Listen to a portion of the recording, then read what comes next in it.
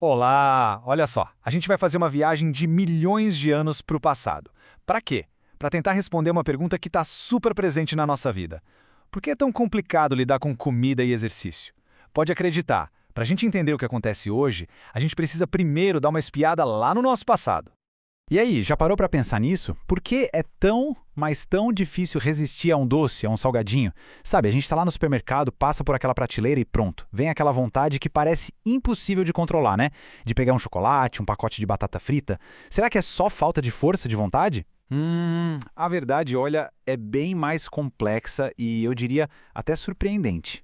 Pois é, a resposta está em milhões de anos de história. Essa nossa luta de todo dia, sabe? Ela não começou agora. Ela foi, de certa forma, programada no nosso DNA durante um tempo que a gente nem consegue imaginar direito. Então, bora mergulhar nessa história para entender tudo. Bom, para começar, nossa primeira parada é na África, há milhões e milhões de anos. É aqui que a gente vai conhecer a dieta dos nossos primeiríssimos ancestrais, os hominídeos, para sacar como o que eles comiam já começou a definir quem a gente é hoje. Então pensa só, tudo começou por causa de uma mudança climática gigantesca. As florestas densas, que eram a casa dos australopitecos, começaram a encolher e viraram savanas, campos abertos. E claro, essa mudança no ambiente forçou uma adaptação na marra na alimentação. A comida que tinha antes já não era mais a mesma e nossos ancestrais tiveram que inovar. E foi justamente essa necessidade que levou eles a descobrir uma fonte de energia nova e superpoderosa, a carne.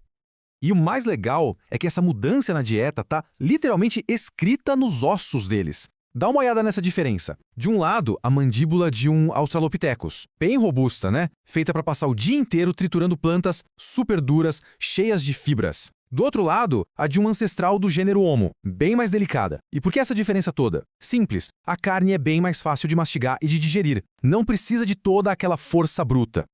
Olha, começar a comer carne já foi um passo gigantesco. Mas a verdadeira revolução, aquela que mudou o jogo de verdade, ainda estava para acontecer. E ela veio de uma invenção que, nossa, mudou nosso destino para sempre. Ela nasceu do controle do fogo, a arte de cozinhar. E aqui, gente, tá o pulo do gato. O nosso cérebro é um órgão que consome uma energia absurda, ele é super faminto. Para ele poder crescer e se transformar nesse computador super complexo que a gente tem hoje, ele precisava de um combustível de altíssima qualidade. E de onde veio esse combustível? Exato, da nossa nova dieta. Isso leva a gente para uma das teorias mais fascinantes da evolução humana, a chamada hipótese do tecido gostoso. Pensa assim, o nosso corpo funciona com um orçamento de energia. Para poder investir uma energia enorme num tecido super caro, que é o cérebro, o corpo precisou economizar em outro lugar. E o escolhido para esse corte de gastos foi o nosso sistema digestivo. Ele basicamente encolheu. Então, essa foi a grande troca evolutiva. Ficou meio que uma balança, sabe? Para a gente poder bancar um cérebro maior, o nosso intestino teve que diminuir. O que a gente ganhou com isso? A capacidade de pensar de forma complexa, de criar ferramentas de viver em sociedade. Mas teve um preço, claro. A gente perdeu a capacidade de digerir plantas cruas com eficiência.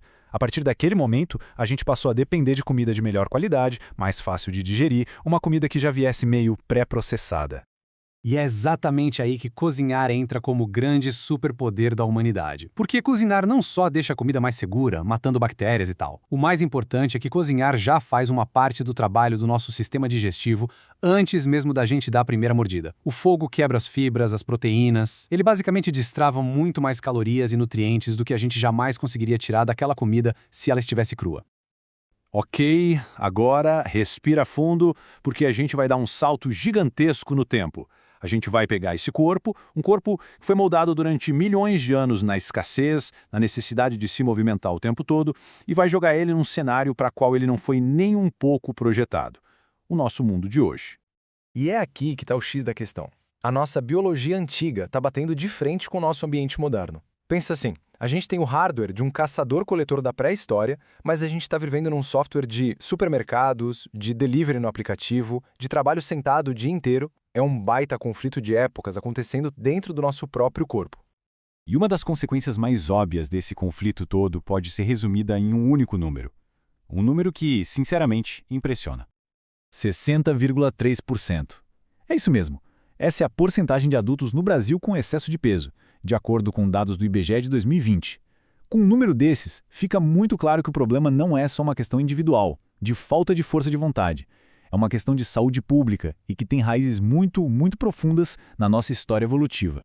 Então, por que esse conflito acontece? Basicamente é isso aqui, aquela vontade louca por açúcar e gordura, que lá no passado era um instinto de sobrevivência genial para garantir calorias raras e preciosas, hoje virou uma armadilha. Porque hoje esses alimentos não são mais raros, pelo contrário, eles estão por toda parte, super disponíveis e muitas vezes ultraprocessados. Se a gente soma isso com uma vida cada vez mais parada, mais sedentária, pronto, a nossa programação antiga acaba jogando contra a gente.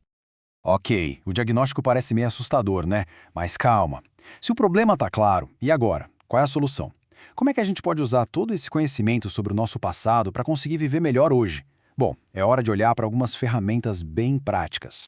E aqui vai uma ideia que talvez surpreenda muita gente, mas que é super importante e vem de muitas pesquisas científicas. O exercício físico é necessário, mas não é suficiente para a perda de peso. Ou seja, se exercitar é fundamental, é crucial para a saúde.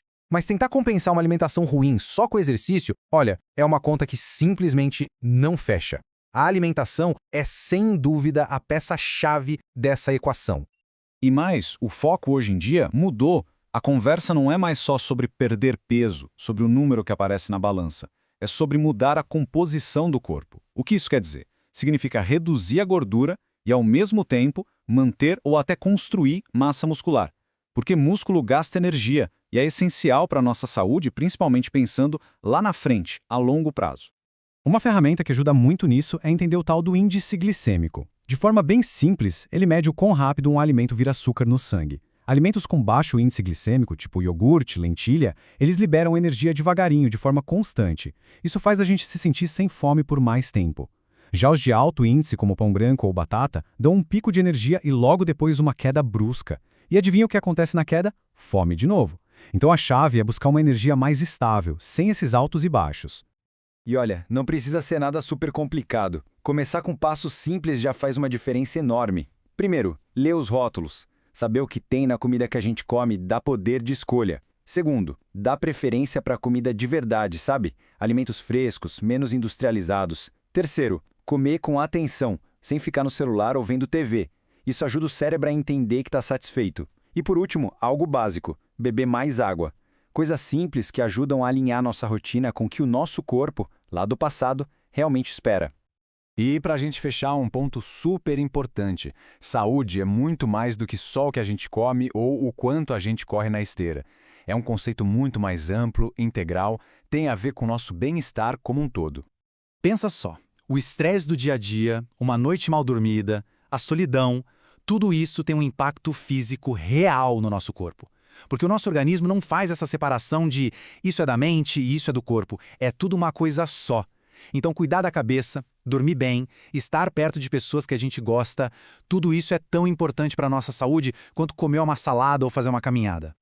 E com tudo isso, a gente chega na pergunta final. Se a gente conhece a nossa história, como é que a gente pode criar um futuro mais saudável? A evolução nos deu instintos e um corpo que eram perfeitos para um mundo que não existe mais.